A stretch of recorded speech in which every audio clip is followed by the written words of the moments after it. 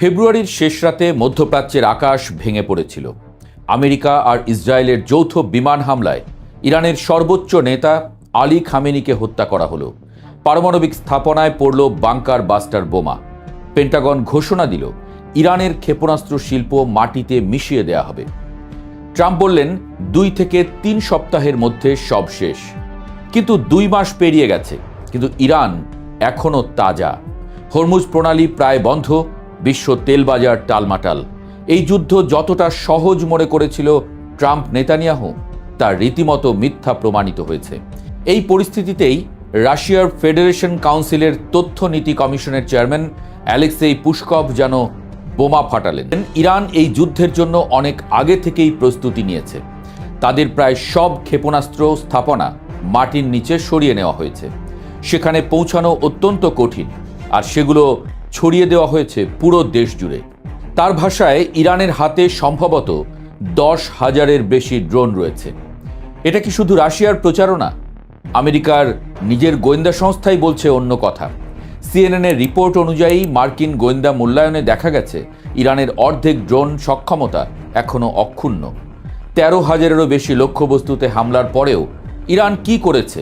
Mobile launcher ব্যবহার করেছে, মেরেই সরে পড়েছে। ক্ষতিগ্রস্ত ঘাঁটি দ্রুত খুঁড়ে আবার ব্যবহার উপযোগী করেছে। ডিকয় মানে নকল লক্ষ্যবস্তু ব্যবহার করে আমেরিকাকে বিভ্রান্ত রেখেছে। পুশকভ বলছেন ঠিক কথাই, ইরান শুধু লড়ছে না, ইরান টিকে থাকার কৌশল নিয়ে লড়ছে। একটু ভাবুন, পৃথিবীর সমুদ্রপথের তেল বাণিজ্যের 25% এবং তরলীকৃত প্রাকৃতিক গ্যাসের 20% যায় হরমুজ প্রণালীর ভিতর দিয়ে। ফেব্রুয়ারির শেষে আমেরিকার হামলার কয়েক ঘন্টার মধ্যেই ইরানের বিপ্লবী গার্ড বাহিনী রেডিওতে ঘোষণা দিল কোনো জাহাজ এই পথে চলতে পারবে না। সাউফান সেন্টারের বিশ্লেষণ বলছে ইরানের সবচেয়ে কার্যকর অস্ত্র আসলে মিসাইল বা ড্রোন নয়, হরমুজ বন্ধ করার ক্ষমতাটাই তাদের সবচেয়ে বড় কৌশলগত সম্পদ। এই বন্ধের ফলে বিশ্বের তেলের দাম প্রায় দ্বিগুণ হয়ে গেছে। জেট ফুয়েলের দাম বেড়েছে আরও বেশি। বিশ্ব শিপিং কোম্পানিগুলো জাহাজ নোঙর করে বসিয়ে রেখেছে। এপ্রিলের শুরুতে যখন যুদ্ধবিরতি হলো, তখনও শিপিং কোম্পানিগুলো ঝুঁকি নিতে রাজি হয়নি।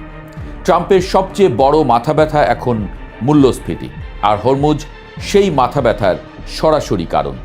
ইরান বুঝেছে মিসাইল দিয়ে আমেরিকাকে কাবু করা যাবে না, কিন্তু তেলের দাম দিয়ে ট্রাম্পের রাজনীতিকে চাপে ফেলা যাবে।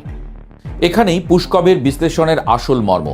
তিনি বলছেন ইরানের কাছে এটা অস্তিত্বের প্রশ্ন, শেষ পর্যন্ত লড়বে, কিন্তু আমেরিকার কাছে এটা বাধ্য হয়ে নয়, ইচ্ছা করে লড়তে নামা। আর সেই যুদ্ধে অনেক আমেরিকানই ট্রাম্পকে দোষ দিচ্ছেন। ইতিহাস কিন্তু এই পার্থক্যটাকে অনেক গুরুত্ব দেয়। ভিয়েতনাম থেকে আফগানিস্তান, আমেরিকা বারবার দেখেছে যে সামরিক শ্রেষ্ঠত্ব থাকলেই যুদ্ধ জেতা যায় না। যখন প্রতিপক্ষ মরিয়া, ইরান সেই জায়গায় আছে। ফেব্রুয়ারিতে খামেনিকে হত্যা করা হয়েছে। এরপরে ইরানের নতুন নেতৃত্বের কাছে পিছু হটার কোনো রাজনৈতিক জায়গা নেই। আর আমেরিকার পক্ষে পেন্টাগনের মুখপাত্র বলছেন সব ঠিকঠাক চলছে, কিন্তু গোয়েন্দা রিপোর্ট বলছে ভিন্ন কথা। সিএনএনের রিপোর্টকে সরাসরি ভুল বলছে পেন্টাগন, কিন্তু তারপরেই প্রতিরক্ষা মন্ত্রী হেগসেথ স্বীকার করলেন যুদ্ধবিরতিতে ইরান তাদের বেঁচে থাকা সামরিক সরঞ্জাম নতুন জায়গায় সরিয়ে নিয়েছে। পুশকভের এই বিবৃতি হঠাৎ করে আসেনি। ঠিক আগের দিন পুতিন ইরানের পররাষ্ট্রমন্ত্রী আরাগচির সাথে বৈঠক করেছেন। রাশিয়ার প্রতিরক্ষা মন্ত্রী বেলোউসভ বললেন রাশিয়া ইরানের সার্বভৌমত্ব এবং ভৌগোলিক অখণ্ডতার পক্ষে। কূটনৈতিক সমাধান চায় মস্কো, কিন্তু রাশিয়ার ভূমিকা শুধু কথায় সীমাবদ্ধ নয়।